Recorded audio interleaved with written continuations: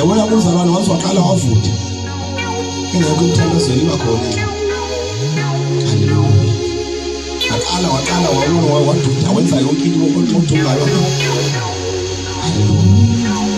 Ndifuna ukuvelisana isiqhamo ezifanele iqhuba.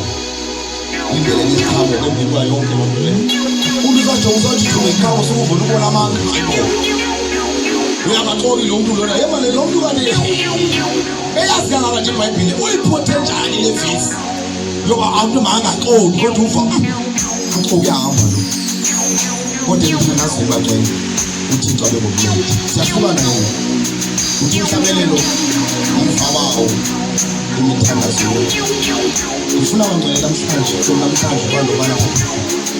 nobe ngifuna kangakanani ukuthandaza kodwa bakengithandaza nobe ngifuna kangakanani sendilate okanye sendithethe hayi kodwa bakengithandaza noba sewusemotweni uhamba nje uyahamba namhlanje sasebenza inkolo sasebenza kuma-14 angiphume kafenet kube khona into ethi ngo-2 ekuseni 2 AM sibe komandla emsebenzini ya-Oxford andihlakula amathambo amana kugcwele mpana kunezilwanyana ezinesepaye imakhudi amantonto ningathi igeyiti nje nanini apha lishaye le moto kodwa bekhona into ethi kawubheke emthandazweni thandaza uphume rhafu ndiye ndimbonge uThixo ndimncome uThixo ndehlakula amathafa nodwa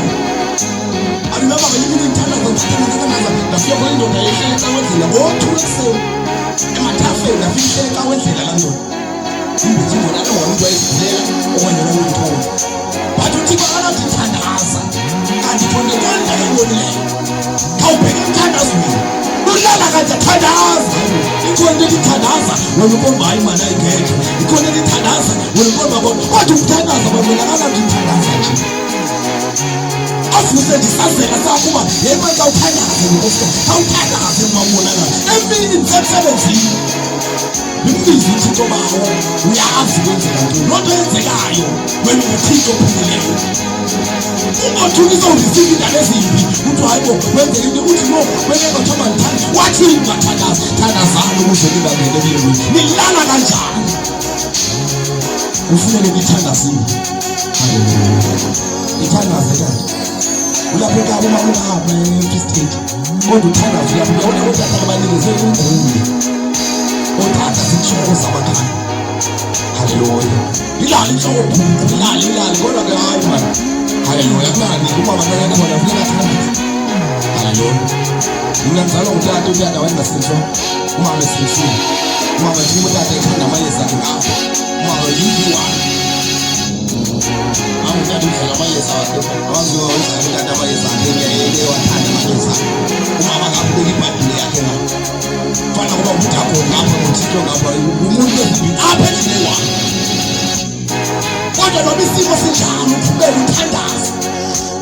ngoba noma wakhanda lamayeza wakhe unenethi masithandaze masithandaze hayi bo haleluya thandazani bantwana thandazani kodwa wathi ngengcwabeni abezalwane bayasethe ngifuna ngibone liyezezi kaphe ekhithini labantu zikizamkile leyesu njengenkosi yomsindisi so noma isimo ngabonakala ubona ngathi isimo sinjani kodwa uqomba make ngithandaze haleluya yesu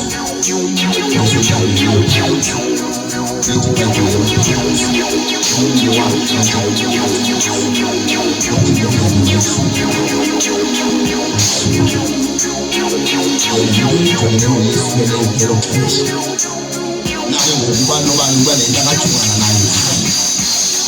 haleluya loo nto ujongene nayo haleluya uyesu ngelinye basedlula nje uyesu ngelinye ilanga lithi iBhayibhile wathi sahleli njengoba nkolisa abafundi bakhe abayi-12 njengoba sahleli uyesu kwangena amamuthi